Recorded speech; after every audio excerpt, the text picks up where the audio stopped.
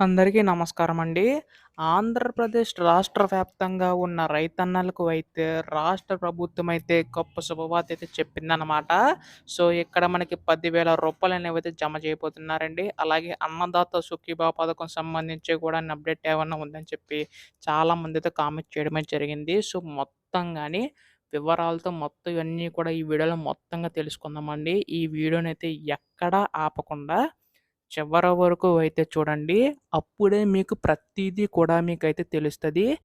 అంతకంటే ముందు కొత్తగా ఎవరైనా మన ఛానల్‌ని చూసినట్లయితే వెంటనే ఛానల్‌నైతే సబ్స్క్రైబ్ చేసుకోండి.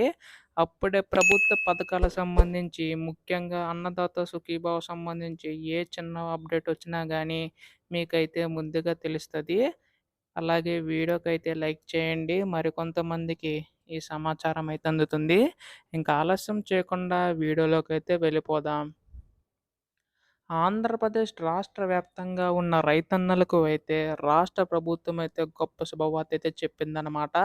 ఇప్పటికీ కూడా మనకేంటంటే రూ. 10,000 అనేవైతే జమ చేయబోతున్నారు. దీనికి సంబంధించి కూడా ఉత్తర్వులైతే జారీ చేయడమే జరిగింది. ఎందుకు ఇది జమ చేస్తున్నారంటే మీ అందరికీ తెలిసే ఉంటుంది. మనకి ఈ నెలలో భారీ నుంచి అతి భారీ వర్షాలు కురవడం వల్ల చాలామందికి పంట నష్టం అయితే జరిగిందనమాట. సో, పంట నష్ట పరిహారం కింద ప్రభుత్వం ఆదుకోవాలని చెప్పి చాలామంది రైతులైతే విజ్ఞప్తి చేశారండి. సో, దానికి సంబంధించి కూడా ప్రభుత్వం అయితే రెస్పాండ్ అయ్యింది. సో, మనకి రూ. 10,000 చొప్పున ప్రతి రైతుకి అంటే పంట అనేది ఎవరు నష్టపోయారో సో, వారందరికీ కూడాని ఈ ఇన్‌పుట్ సబ్సిడీ పథకం కింద అయితే మేలు చేకూరేలాగా డబ్బులనేవైతే ఖాతాల్లోకైతే జమ చేయనుందండి. దీనికి సంబంధించి కూడానైతే ఉత్తర్వులైతే జారీ చేసిందనమాట. సో, ఇప్పటికే చాలామంది పంట నష్టం అయితే జరిగిందనమాట. సో, దానివల్ల చాలామంది రైతులు పంటని నష్టపోయారు. సో, దీనికి సంబంధించి ప్రభుత్వం అయితే నిర్ణయించుకుంది. ఈ రూ. 10,000 అనేవైతే ఇన్‌పుట్ సబ్సిడీ కింద ప్రతి రైతుకి అందజేయాలని చెప్పేసి అనుకుంటుందనమాట. అయితే ఇక్కడ ముఖ్యంగా చూసుకున్నట్లయితే చాలామంది ఇప్పటి వరకు ఎదురుచూస్తున్నారు. ఖరీఫ్ సీజన్ అయితే అయిపోయి వచ్చేసింది. ఇప్పటికీ పెట్టుబడి సాయం కింద మాకింకా డబ్బులు అందలేదని చెప్పి చాలామంది రైతులైతే ఆవేదన వ్యక్తం చేస్తున్నారండి. సో, దానికి సంబంధించి కూడానైతే మనకి రాష్ట్ర ప్రభుత్వం అయితే శుభవార్త అయితే చెప్పిందనమాట.